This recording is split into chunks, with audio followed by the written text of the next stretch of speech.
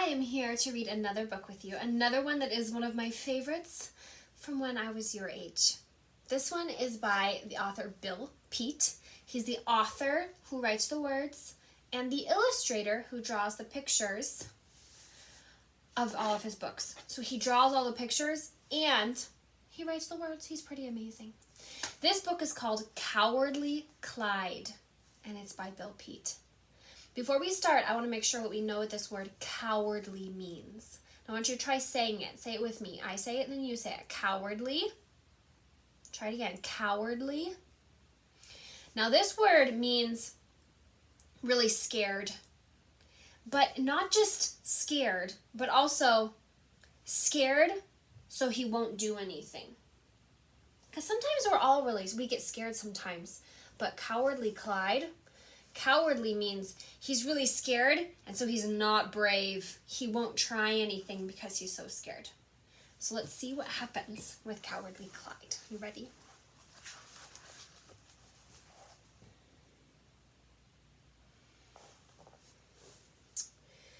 Once there was a brave young knight.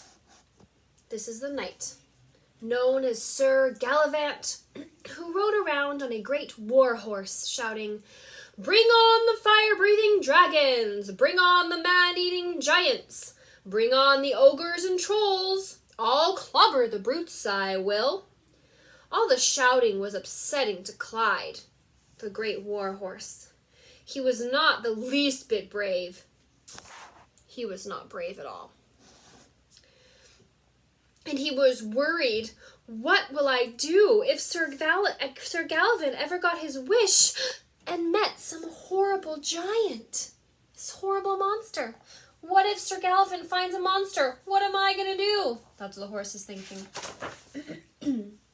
Clyde did not want anyone to know that he was a coward, that he was not brave. So he pretended to be brave by prancing around with his chest out and his nose in the air. But that did not trick the dogs.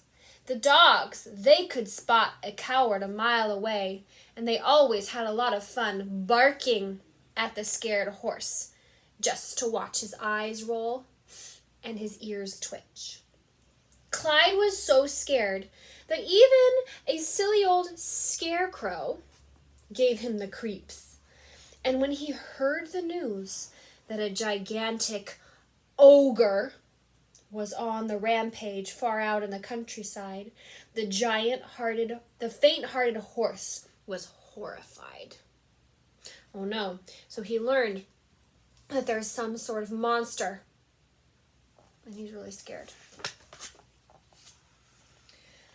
The monster always attacked in the middle of the night, kicking in barn doors and ripping off rooftops to get at the animals. It was a time of terror, of scaredness for the farmers and their families, since they had no way to fight the huge monster. They decided to leave their farms and go somewhere else. They scurried down the roads by the hundreds, taking their animals and all the things they could possibly carry.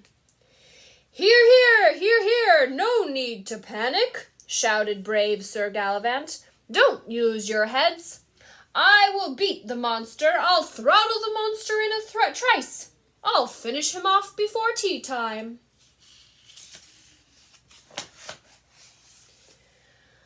"No, no, no, not that easy," warned an old farmer. "I got a peek at the monster last night. He's a whopper of a thing.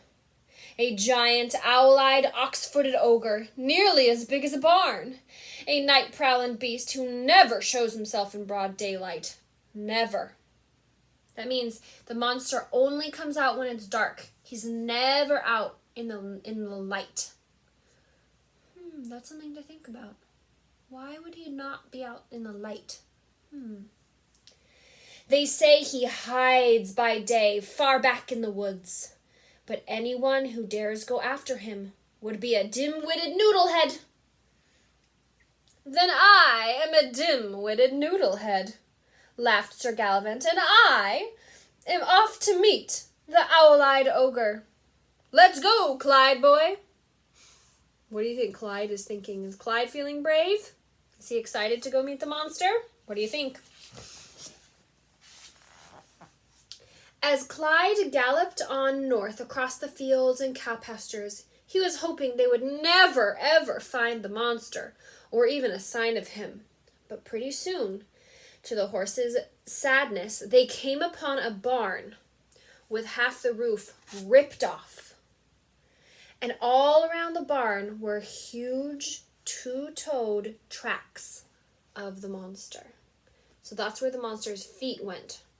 That tells us how huge the monster is if that's just 1 foot. "He must be a whopper," Sir Gallivant exclaimed. "With tracks like these, we'll catch up to the beast in no time. Clyde boy, we are in luck." They followed the monster's footsteps across a grassy meadow until they disappeared into the dark, gloomy woods.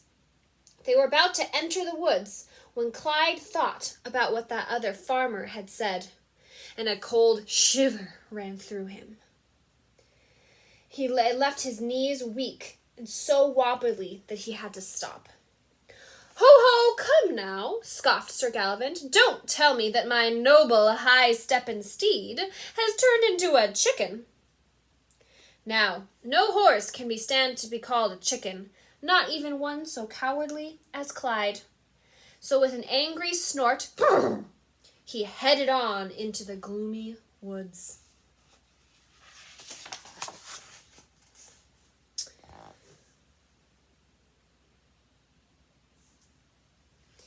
It was ever so quiet in the woods, with no sign of a bird or a squirrel. The only sound was the clumpity-clumping of Clyde's big feet. And as they went along through the dark, the brush became so thick that they lost the monster's tracks. But they could still follow the scattering of the bones left over from whatever the monster ate. Then pretty soon a huffling, snuffling noise echoed through the trees, like the breathing of some gigantic thing. "The time has come," muttered Sir Gallivant, clamping his visor shut and getting a good grip on his sword. And all at once, there in the deep shadows, was the terrible ogre.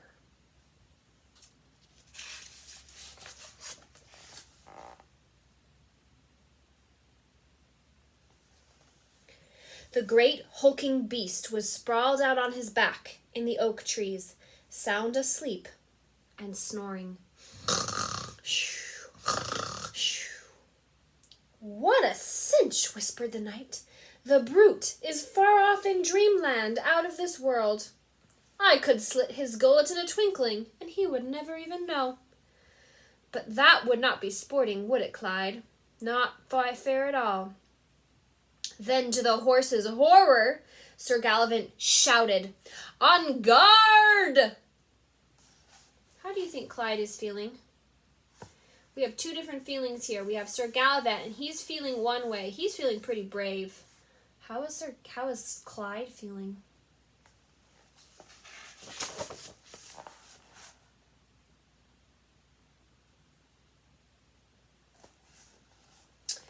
The startled monster reared up with an angry woof, his fierce owl eyes searching everywhere at once. "Weeful!" he gleefully squealed when he saw the knight on the horseback, right under his nose.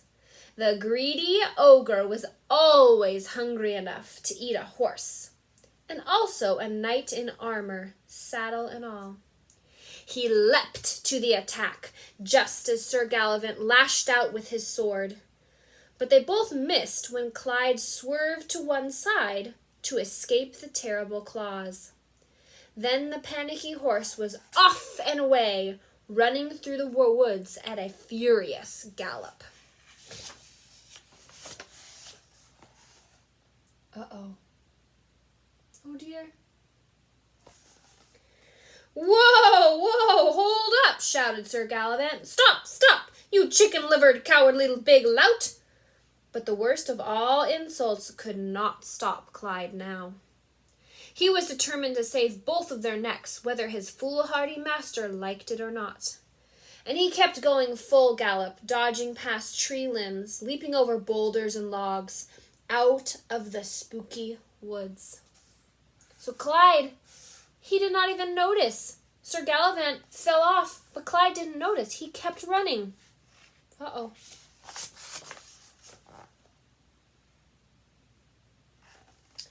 Clyde was far out in the meadow when he slowed down to catch his breath. Then, as he took a look back to make sure they were not being followed, he realized his saddle was empty. Sir Gallivant was gone. He had taken a tumble way back in the woods somewhere. Clyde was more frantic than ever. For all he knew, the poor fellow had already been eaten by the ogre. Yet, the horse would never know unless he went back into the woods to find out. And he was not brave enough to do that.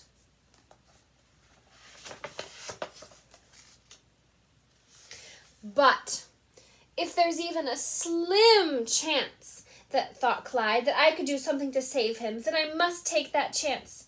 If I'm not brave enough, then I must pretend to be brave. I'll put on a big act. I'll pretend.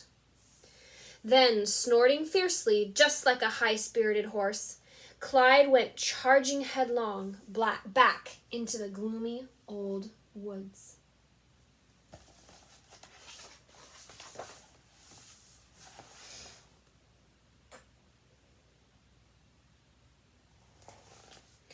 When Clyde reached the spot where they had first met the monster, he was stopped short by a great roaring burst of laughter. Grr-hoof, grr-hoof, grr-hoof. The giant beast was in a frolicsome mood, playing the old cat-and-mouse game.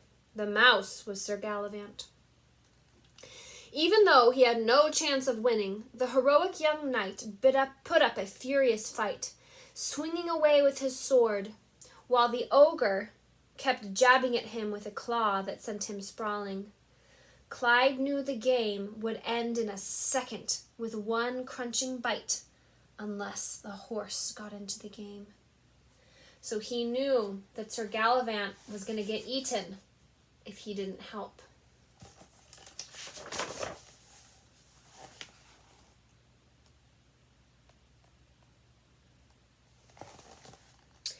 To get the monster's attention, Clyde suddenly sank his teeth into his scaly blue tail.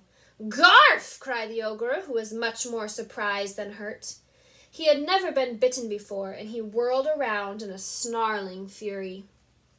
Then, as Clyde turned to run, the ogre forgot about the knight, and in great leaps and bounds, he started chasing after Clyde, just as the horse knew he would. So the ogre forgot about Sir Gallivant and started chasing the horse.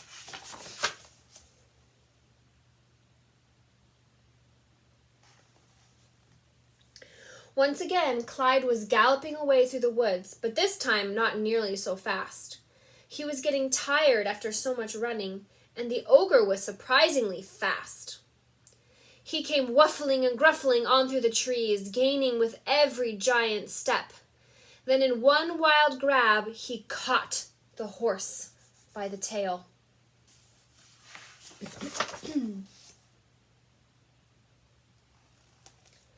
That would have been the end for poor Clyde if he had not reached the edge of the woods. In one last desperate lunge and one tremendous surge of horsepower, he made it out into the meadow and hauled the huge ogre after him. Oh, you know what this page is reminding me of? That the farmer said that the ogre never goes in the light. Uh-oh. Suddenly, it was the ogre's turn to be scared. He had been caught by surprise out in the light with the sun glaring down at him. The owl-eyed monster, who loves the darkness, cannot last even 10 seconds in the bright sunlight, and he knew it. He let go of the horse and burst into howls and screeches that could be heard all the way to Twickenham.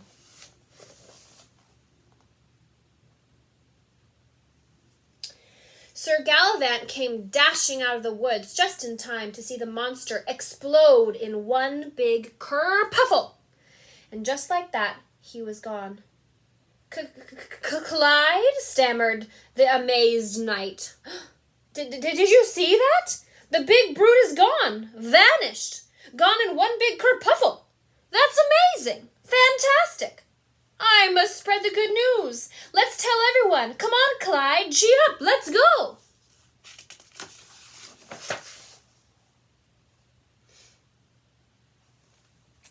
As Sir Gallivant sent Clyde racing across the countryside to catch up with the frightened farmers, he suddenly realized they would never believe that such a huge beast could just disappear. He didn't think anyone would believe that the beast just disappeared. So he made up a different story. Hear this, he shouted. I have clobbered the monster, slashed him to bits and pieces. Just one big banquet for the buzzards. He is gone forever. The wonderful news was greeted with resounding woohoo and cheers, shouts of joy that echoed for miles around. And Sir Gallivant became an instant hero.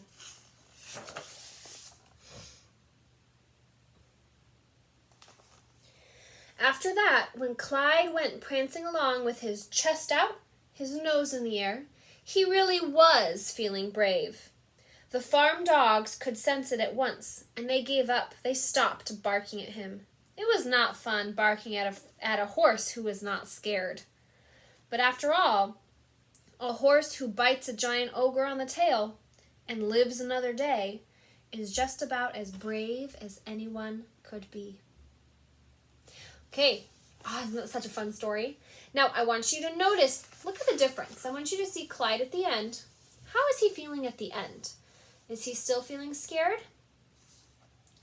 Now let's look back at the beginning, because this will help us know if he changed. Now look at the beginning. He's being barked at by dogs. Is he feeling brave or is he feeling scared? So this is good for us to think about this. Characters change, people change, things happen, and they change. So first, Clyde was feeling really, really scared. And then at the end, he was feeling really brave. All right, I hope you enjoyed the story.